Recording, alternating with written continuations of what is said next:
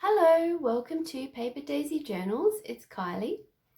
This video is a flip through of a journal I've just finished. It has a shabby chic theme and a lot of mauves and purples. It's A5 in size and fabric covered, so that's the back. I left that plain because the fabric's actually quite beautiful. On the front, I have stitched on a handmade vintage doily and also a mauve coloured rose applique, so that's all been stitched on. The closure is a mauve coloured elasticized lace. So this journal has expander pants. It has an expanding waistline, an elasticized waistline, so it can get quite big and still be very easily closed.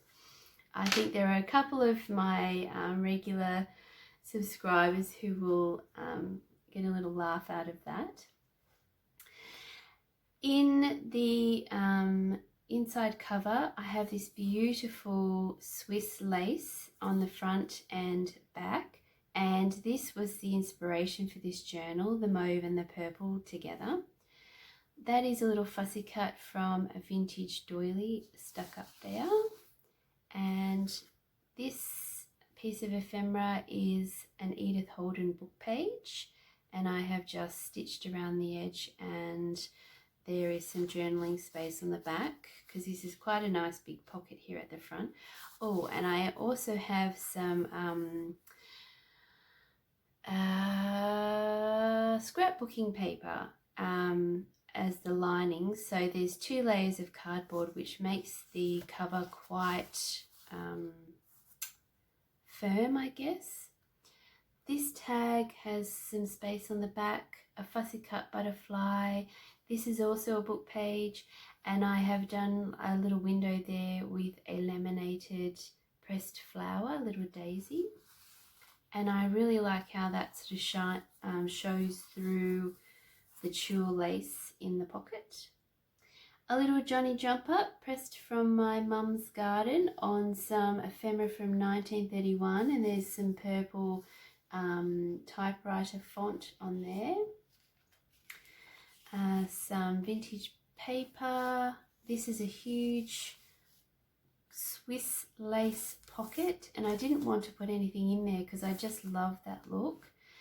And at the bottom here I have a wax seal with a bird on it, and this is my favorite ledger.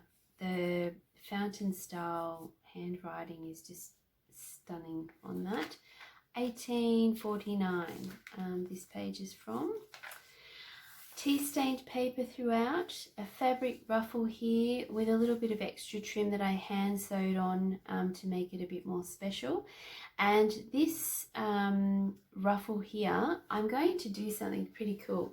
I'm reaching now for a vintage bobbin because I'm in a craft room, so I have actually got things within reach of where I film. This is my favourite fabric, hand-torn fabric on a vintage bobbin, all of it from Blue Linen Cottage, my good friend Emily.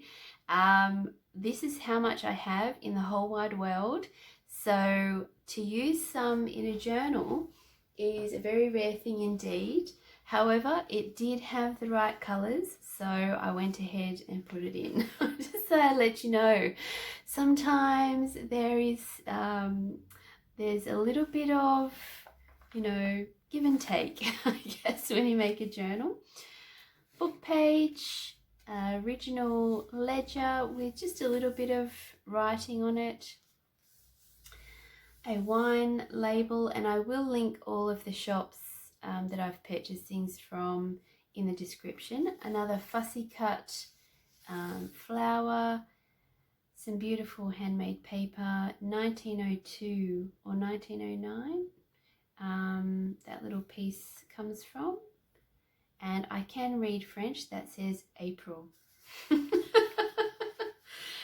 So there you go. I'm actually decided I might like to learn a bit of French because I use a lot of French ephemera, and it would be nice to be able to say what some of the words are. That's a piece of vintage maritime ephemera. A tilde ribbon tab at the top there with a little beaded charm. And this is one of my collaged tags, and I have actually done some stitching on the back, little lines for you to journal in between or on. And it was actually a bit of a happy accident because I had stitched this lace down. I'd glued it, but I didn't feel it was secure enough, and then I thought, oh, that's kind of sticking out a bit there, and happy accident, decided why not just turn the whole tag into somewhere to journal. Literally. And that's in a broderie anglaise pocket, a lightly tea stained paper doily with a Johnny jumper. Sorry, I've just seen a little spider in my craft room, and it's the kind I probably need to eliminate anyway. Oh, I love living in Australia. It's such a marvelous place. I'm not complaining, definitely not complaining. Okay, book page there, and that is a journaling card with a piece of doily sewn on, and a little tuck spot, a little bow there on some vintage music paper. I've stapled this little cluster here because you can actually take that off if you wish to use it throughout the journal, but I've also made a little tuck spot up there as well, and some more vintage paper, a really pretty lace ruffle with a beaded charm. That's a little ribbon there, and that's a hand crocheted blossom. Some more ephemera. This is from 1919, obviously, and it has a little bit of purple on it as well. And some more ledger, a little lace frill at the top, and that is another piece of doily that I've sewn onto a tag with a beautiful flower on it.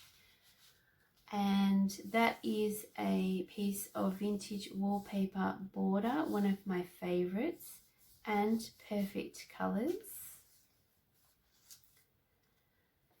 One of my favorite book pages, or books that I've taken a page from, with beautiful writing and pictures. And that's the beaded, glass beaded dangle in the center there. A book page that I've made into a little tuck spot, and this is another piece of Edith Holden that I have stitched some tea stained paper to the back. This is one of the pressed flower tags from my boho tag collection. I've just actually stuck that on there as a little feature with some more of that lace trim at the top. And that's the other side of that ephemera. Lace ruffle again with a little beaded charm, and this time it is some little buttons, a cluster of buttons. Another piece of that doily that I have fussy cut and just stuck on there. And this is another journaling card from a doily with another little fussy cut piece at the top there, a little butterfly in the garden, and that's just tucked up in there. That's also another little cluster I've just stapled on that you can easily take off if you wish. And on the other side I have just stuck a bow because I have a thing about the back of staples being rough. A book page I've turned into a tuck spot, and that's a little French perfume label stuck on there. Another collage tag with the stitching on the back, or the stitching on it that goes through to the back. Anyway, a tab, another tab there with a little flower, beaded flower charm. And this is a vintage envelope. It's a double tuck, so I have glued it on. It's a tuck at the back, and there's also a tuck inside the tag, and it had a really beautiful purple stamp on it. It's from, I think, 1960, and that is a little violet that I have fussy cut from a doily and stuck that on as well. Some more ledger, beautiful handmade paper with a cigarette card, and that's a little tuck spot. And this is one of my, I call it my tea bag ephemera, but it's actually made out of baking paper with all the little bits and pieces I take off my collaged tags rather than putting them in a box, which I do still have a bits and pieces box. I try and use some of them on a little tag there. And more of that beautiful fabric ruffle. And you can see my hand stitching on the other side there. Another piece of Swiss lace as a nice big pocket, and that's on that ledger again. And this is the first tag that I actually made, where I stitched lines across it. So that is the original Happy Accident. There you go. And that just tucks in there to create some beautiful layers. And vintage paper, a Victorian calling card with a little bow stuck on, and this is a French luggage tag with a Victorian scrap stuck on that as well, so a beautiful little cluster of things there. And this is the back page with that Swiss lace pocket, another collage tag, and I love this little ballerina. I forget the actual name of the plant, but my Auntie Beryl, who wasn't a real aunt, but I used to call her that, lived 2 doors up, and we were best friends. I used to go to her house all the time and put her makeup on, and she had those in her little breezeway, and I used to pick them off and twirl them around and have my own little ballet scene. So I'd spend lots of time doing that. Auntie Beryl was actually retired, so she was more than happy to have me there almost every day when I was little. I actually wore a path between the houses because we had a spare block for a while, and I had a little track through to Auntie Beryl's house. Oh, Auntie Beryl, I do miss her.